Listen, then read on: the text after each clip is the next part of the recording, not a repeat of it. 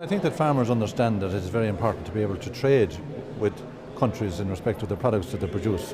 We have very high quality sheep and lamb and beef products here in Wales, and of course they have to have a market. 92% of sheep meat is exported to the European Union, 93% of their beef is exported to the European Union. And of course they do get some financial support from the European Union through the Common Agricultural Policy.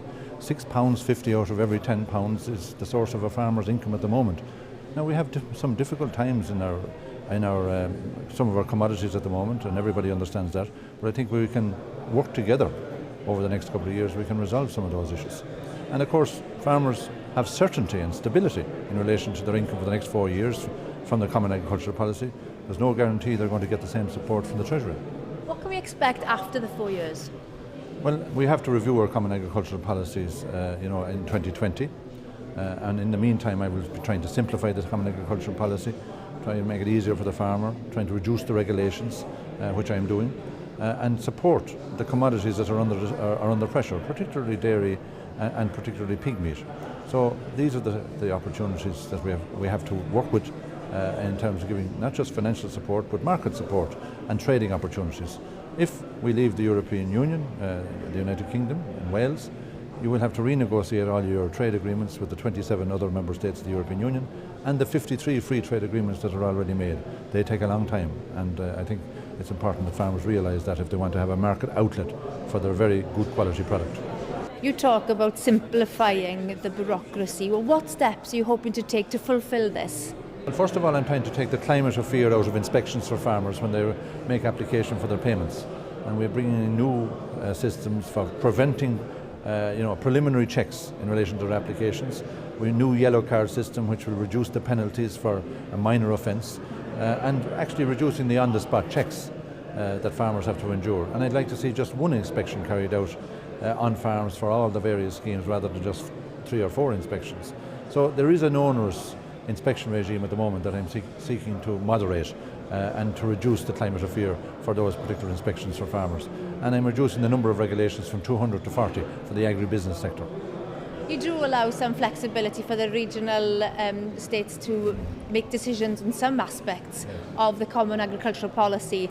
Are you thinking of managing these regions? Well, it's not a one-size-fits-all Common Agricultural Policy because various regions of the European Union have different priorities. So we give flexibility to the member states and to the regions to be able to do things themselves, provided that there is good sound financial management of the European taxpayers' money.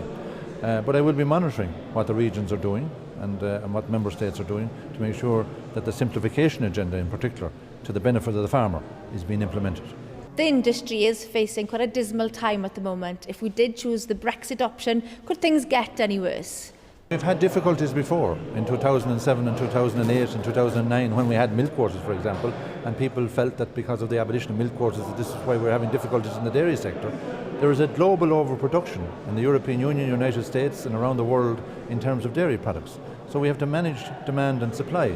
We have to try and find more markets for the European Union products, which I'm glad to say that we are finding them in the Far East in particular. There's been a 13% increase in agri-exports in the first 2 months of this year. So we have to do more. And in the meantime, I have to find ways through the legislation and financial support to cushion farmers in some way through the worst effects of this income crisis. And I would ask financial institutions to continue the work that they're doing with farmers in order to make sure that they stay in business through 2016, which is going to be a difficult year. What kind of cushion can we expect? Well, we're already giving a good cushion in terms of income support from the solidarity package that I announced last September, which has been implemented, of course, already in Wales. But we have already introduced legislation to try and moderate production of milk, for example, but that needs financial support through state aids, and it's a matter for the Welsh Government and the UK Government if they wish to take part in this particular new policy initiatives. But we'll continue to monitor the situation. It's very difficult. We're not underestimating the difficulties in any particular way, and we are there in as far as we can within the finite resources at our disposal to be able to help farmers through this difficult year. If the UK chose the Brexit option, could we still trade within the European market? And would it be a free trade or would we have to pay hefty tariffs for it? There's nothing free, and the single market, like Norway and Switzerland, has to be paid for. £105 per head is what the Norwegians pay for access to the single market, and they have no influence. And they have to comply with the same EU regulations that we have now. £155 per head is what the UK pays at the moment, but they have their feet under the table. They have a negotiating power, and they're able to influence the outcome of any of these policies. So I think these are the reasons that people will think long and hard in terms of what they must do. But it's my job to give the facts about what happens at the moment. Of course, it's a matter for the people of Wales to decide whether they want to be in or out. But you cannot have an a la carte common agricultural policy. You're either in or you're out.